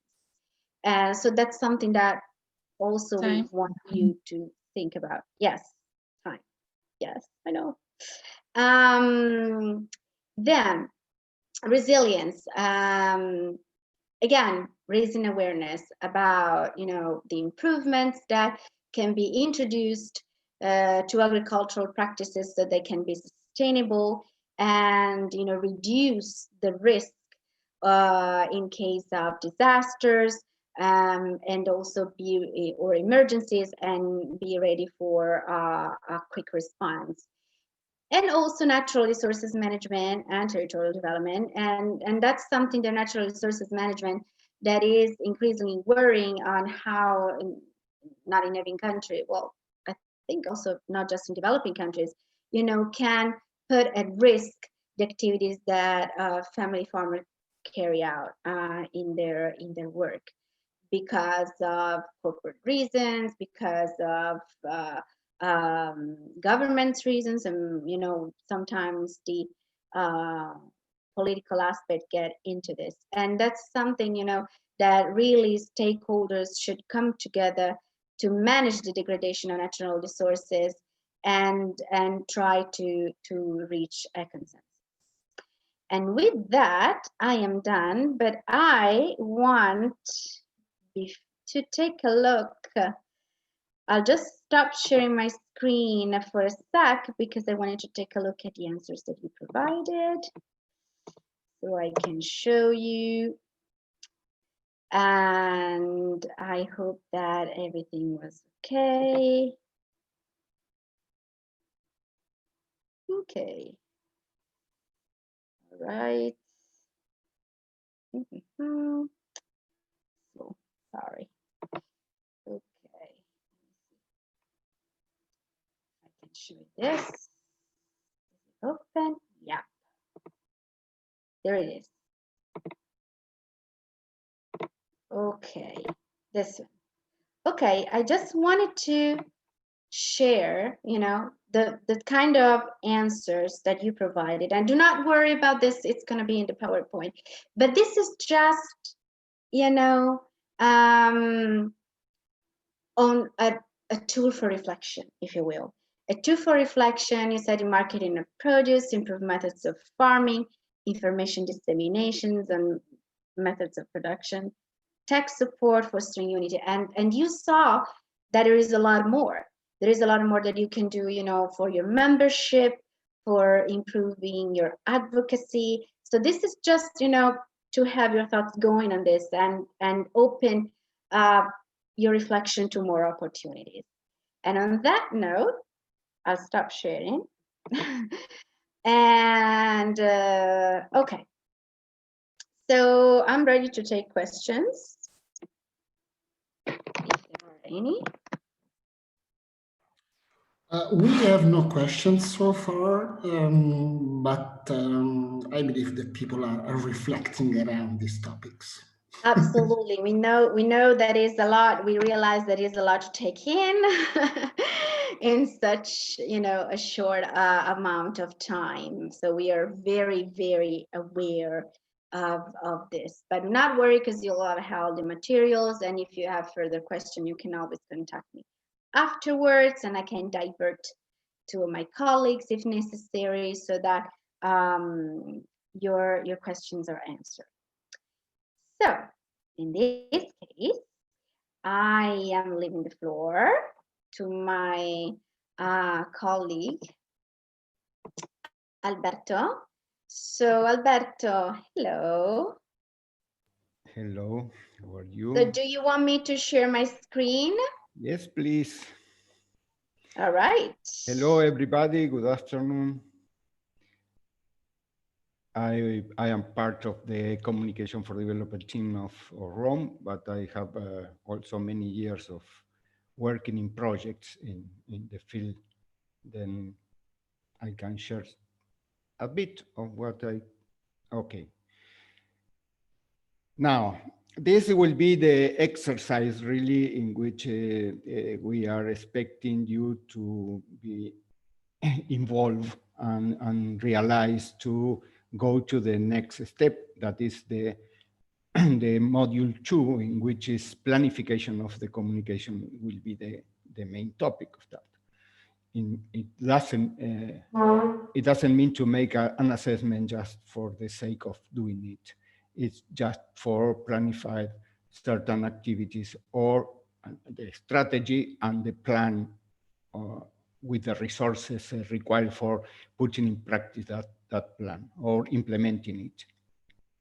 I think all the things are already explained. I know that many of these communication aspects, some of them could be known by you, and another could be new, I don't know. But the assessment, this is the next exercise now from from tomorrow, I think. It has two parts, and the communication environment that is a common part for the first two. The internal communication, as I've seen in the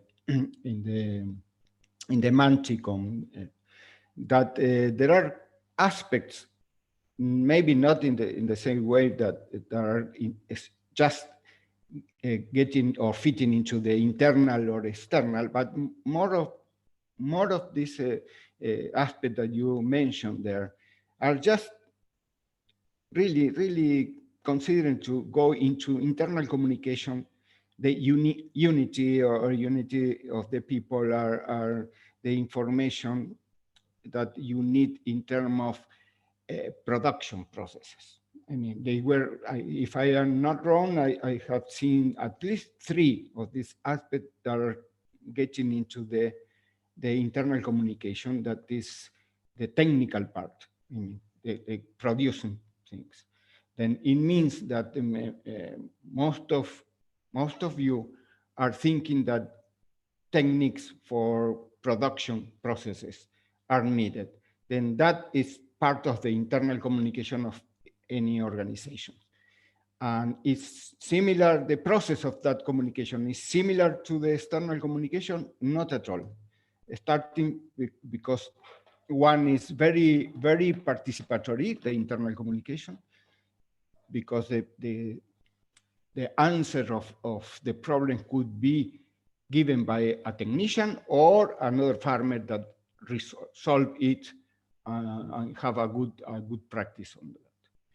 And external communication has to be with normally whatever the organization want to share with the general public, and that general public is a segmented audience. I mean, you have to identify the audience, which audience. This is one of the first things you have to do in external communication, also in internal, is which is your audience, your specific segment of the audience, just to know what kind of information you can give to them, how much information you have to send to them. Then for that, there are this kind of analysis that you have to get the gaps you have the organization, what are the issues that is the most priority ones, and the topics of your interest. That is more in terms of external communication and part of the internal communication. The communication environment was explained, that it's everything you have around in terms of communication. Also the noises in terms of messages that you prefer not to listen or not to watch them, because are confusing things. And Sylvia maybe will send the questionnaire in which you have yes, almost 13. Yes, we will talk about the tools later, so that they are okay. Rest assured that everything. I just mentioned it, that this questionnaire have around 18 questions, more or less 17 or 18. And also have a model of the SWOT analysis, in which you can just just put the information that you are getting and discussing with the people. That is okay. Thank you very much. Then, of course, there is a part of this, I said, internal origin. I mean, this is what your organization is able to do and what is not able to do, really. Then that is your capacity and what you need to improve your capacity. And the second part, the lower part, that is external origin, that is really the opportunities and the threat. The opportunities is if you have market, if you have possibility, you have the competences to sell, or the competences to get a political support in certain areas. and if you had advantages in terms of competitive advantages of a product or comparative advantage. It means that you have the same product another country, another part of the country, but yours is better because you have better climate or better land or better water or whatever. These are marketing things also. These are your opportunities. And there are more in different areas of that. And the threat are, if you are producing coffee, then you know that the price of the coffee normally is international. Then you cannot do anything. If for instance, in Brazil, it's a good harvest of coffee, then the price goes down because they control almost 50% of the market. Then this is a threat that you have to consider it. You have to consider if you are in a place in which you have storms or droughts, that are threats normally. Also could be political threats. Like that I leave to you. Then when you accommodate your information, that you can use any kind of communication tool for that. I mean, the brainstorming, focus group, whatever of that, just to fit this information into these four squares there. Then you try to make a report of that. The important thing in the report is just the priorities you selected and how to, and of course you have to justify these priorities, why, and make the conclusion of all the exercise. I mean, there are formats for reports, simple ones. I mean, it's not necessary to make a 200 pages exercise. This is what it will be. Then the next steps are the family farm organization engagement process. It means that now you started with this. The second part is the questionnaire and the SWOT analysis and the report. Then you had to commit to that. If you will implement or will not implement, then it's important that your report of the assessment has to identify exactly what are the possibilities you have. What are the resources you have to do that? Then that is important because if not, it will be just a piece of two pieces of paper with something written and that's all. It never goes to the practice. That then this is important that and the commitment.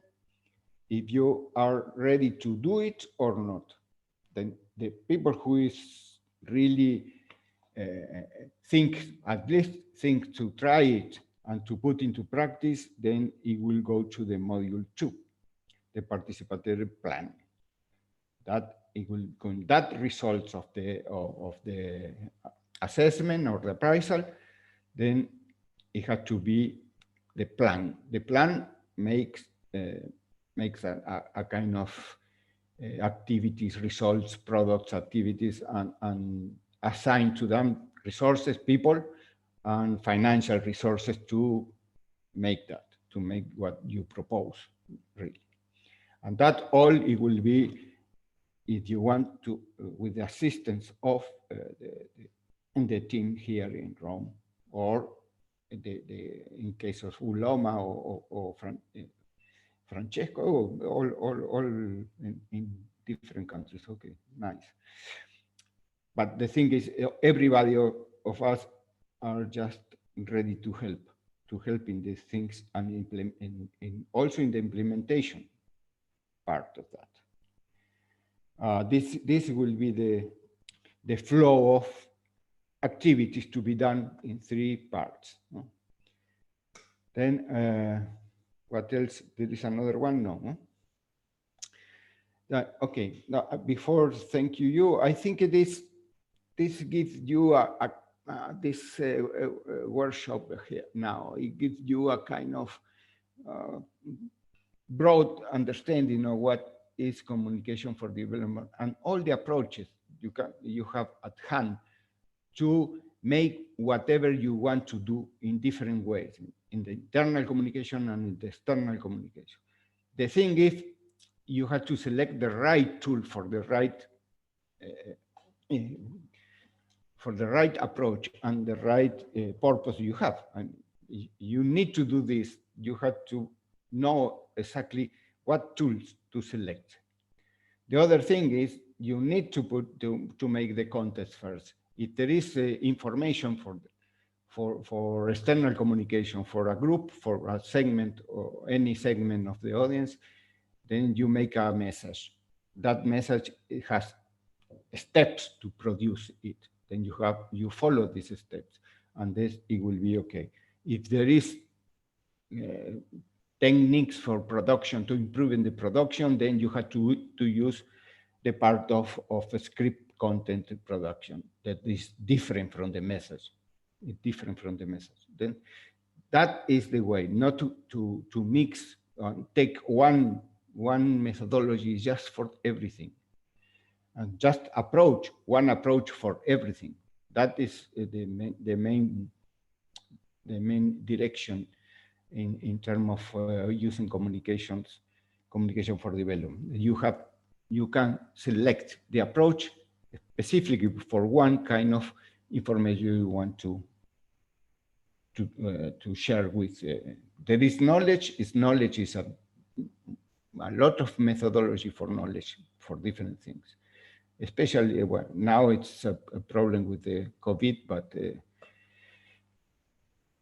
I think it will pass something. The question here. Huh? We have two questions, dear Alberto. Okay. So from Dorcas from Kenya, in relation to comdev, is there a link between food security and sovereignty? And the second one is a very clarifying question.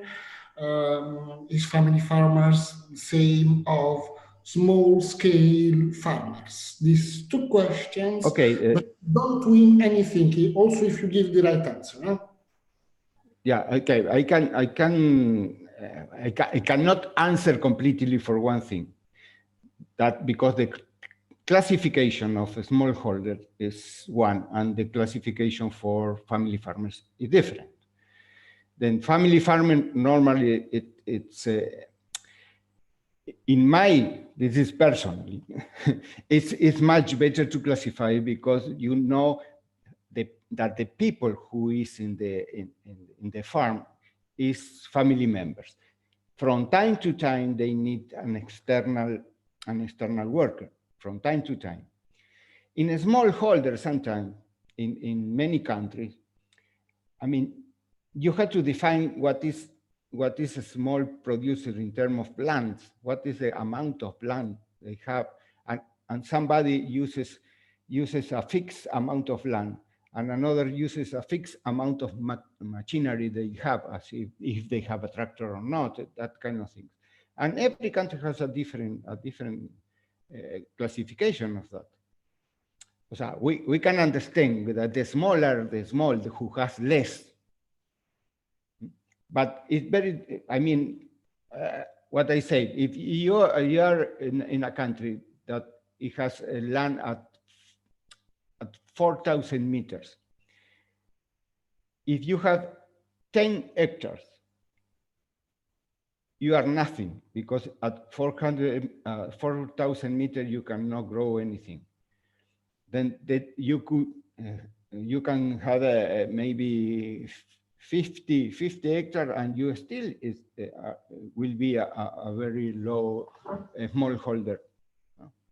And if you go into another country, so just at the level of sea level, with good land, and maybe 2 hectares is enough to be a good smallholder. It means you have profit, not only cultivated for yourself and for the local market, because you have land to produce, but I will say some not grain, not cereals, but another kind of crops, cash crops, no? Then you will be a good, I mean, you will be a small holder, but with a good living condition. That is a difference. That in terms of family farming is the family. The main definition is the workforce of your farm is the family members. And if you are 2 or more 4 children, then it's your workforce. And sometimes, from time to time, in harvests or just in another part of the, depends on the crop, you can hire somebody or another bunch of people to do that if you need to collect all your harvest in 1 or 2 days, like it happened with certain products. That is the difference. I mean, I prefer family farming, but because I use with this denomination, and also because it gives me an idea that it's not the amount of land that you have, and not the quality of land or the quality of water you have, or you have water or not. If that is a family that is working there with the implements and that. Okay, this is one of the questions. Sorry, Alberto, just to clarify, it means that family farmers are small-scale farmers, but not always small-scale farmers are family farmers. Is this correct? Yeah, I mean, in terms of, it could be. I mean, all family farmers are normally small holders, normally. But sometimes it depends on the technology you have.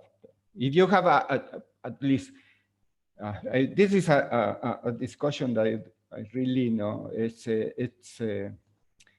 nice to have, but I think it is not time to do completely. The thing is, you can have a family farm that is a small holder, okay? A small holder.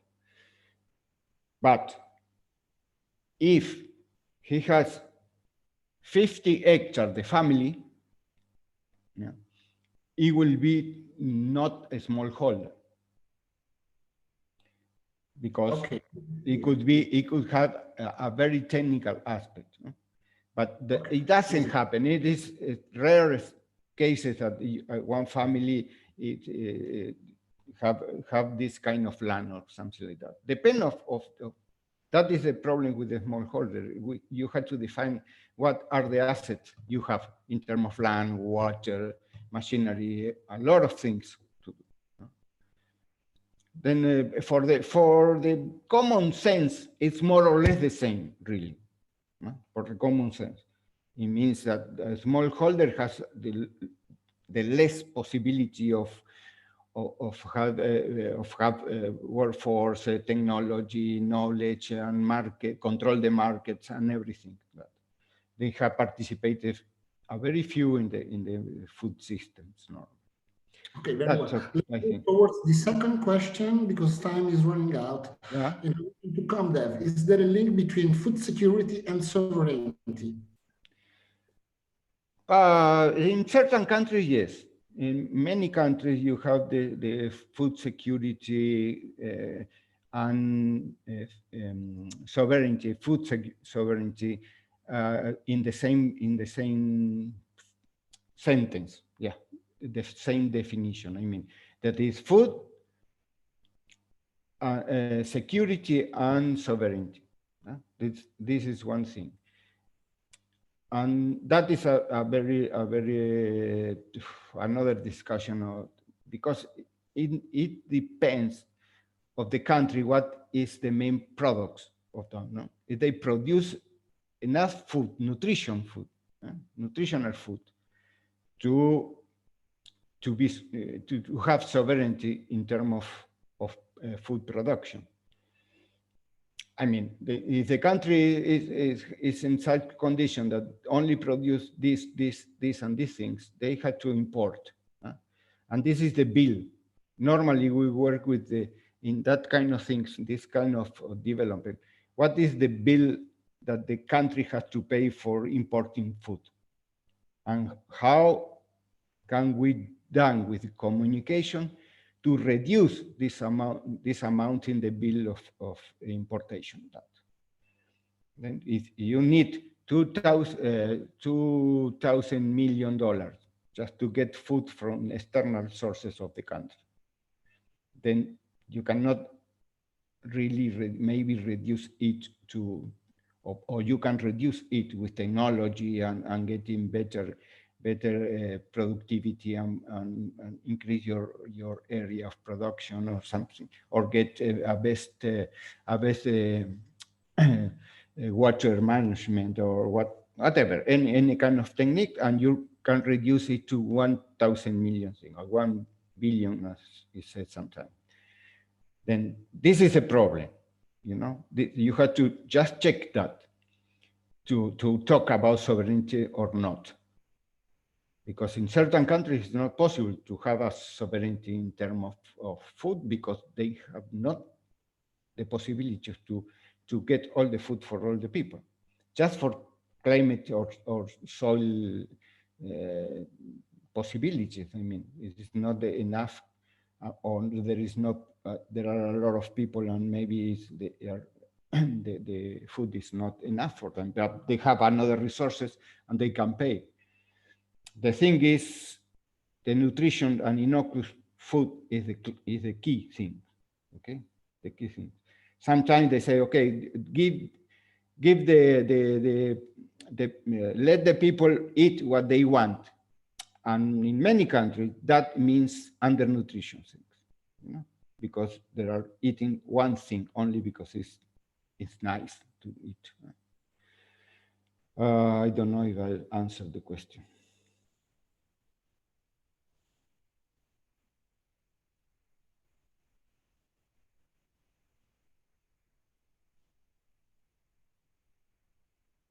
No, I see just a comment. Family farming is great for sustainability. Young members of the family learn from older and sustain the family enterprise. Yes, that is a very important comment, I think, because we had to, I mean, normally the farmers now are aging people, okay? There are just from 50 up. And many of the young people are just going to the cities or something to do another thing, because they are realizing that farming is not a business really. Then we had to how to say that we had to give them the thinking of that farming is really a business thing. No? It's an agro business thing, even though there is a smallholder. But because they are used to get anything in the computer, and I mean, if no computer in the telephone, in the phone, and in another thing, they are used to employ technology for anything. Then we had to just get the thread of making them to be engaged in the farming using technology. Not only that the older gives information to them, just to share both knowledges, okay? That is an important thing. If not, the young people go to the city to do whatever they want to do.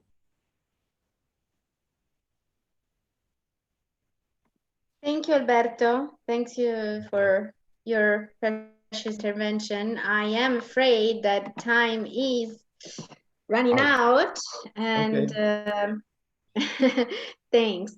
I just wanted to wrap up and say a few things about the next steps. Meaning that Alberto mentioned that yes, you were going to be invited to do a needs assessment exercise. The needs assessment exercise is composed of the questionnaire, of the SWOT, and then you can compile your results into a needs assessment report with this analysis along with the topics of interest. We are asking you since the entire process, the entire capacity building process has a very limited time span, because we are expecting to wrap up everything by December 15. We do not have much time for each phase, so we ask you to get to it as soon as maybe even tomorrow. We are going to be uploading all the tools in the Google Drive link that you have received in your previous documentation. We are going to be sending out follow-up emails for that, and do not hesitate to ask questions. What we ask you in order for module 2, for those that will be attending module 2, is to send you, even if the entire needs assessment is not completely done, to send you what you have by November 16, because module 2 is going to take place on November 19, so for the English speaking group. So that's why we need all this data compiled. It doesn't matter, it doesn't have super specific, it's an exercise that we want you to, to put your hands on. We want you to familiarize with the tools. We want you to, practice with your own organization. So in terms of attending module 2, like has been mentioned before in today's training, module 2 is open to all those communication focal points or representatives of organization that commit to do the to draft the communication for development strategy implemented with existing resources. So in order to do that, you can just reply to the message that we'll be sending out. Shortly, you'll receive well, a thank you from me, but actually it is from Zoom. But after that, we are going, as Communication for Development team, be sending out those emails with a lot of details on the needs assessment that you are going to be undertaking. So if you reply to that email saying that, yes, your organization, name your organization, in this country has committed to participate to the entire training and, and draft the communication for development strategy implemented, then you're very welcome to attend module 2 in a couple of weeks. Just one more thing, do not worry about all these documents. Between tonight and tomorrow morning, we are going to be uploading everything in the Google Drive link that has been distributed, so you can download it from there. We're going to be, the needs assessment tools are going to be uploaded in Word version, so you can modify it. And we're going to be uploading also the PowerPoint that we used today for your references. Now, thank you, Muzonda. I see your comment. Thank you, Muzonda, who writes us from Zambia. Okay, I want to thank you all of you participants that took the time to be with us today. We hope that you learned something new. We hope that you really enjoyed being with us today. For those that will be attending module 2, there's going to be a lot more interaction and more, interesting, because today is really introduction to the discipline. I want to thank my colleagues that delivered this training with me today, and of course our farm radio support, Hannah and Busi. I don't know if Ian is still here. I know he came by. Thank you for assisting us in this adventure on Zoom, and please stay safe and be away from COVID, and we will talk soon for those that will participate in module 2, and you have a very nice weekend, as tomorrow is already Friday. Thank you again.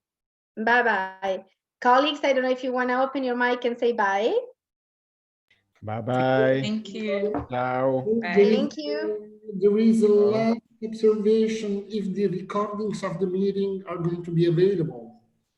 Yes, they are going to be available. They're going to be yes, uploaded, and we will deal with Hannah and Busi, and they will give us the recording, and it will be, of course, at your disposal. Thank you. Bye bye. Ciao, ciao. Thank you. Thank you.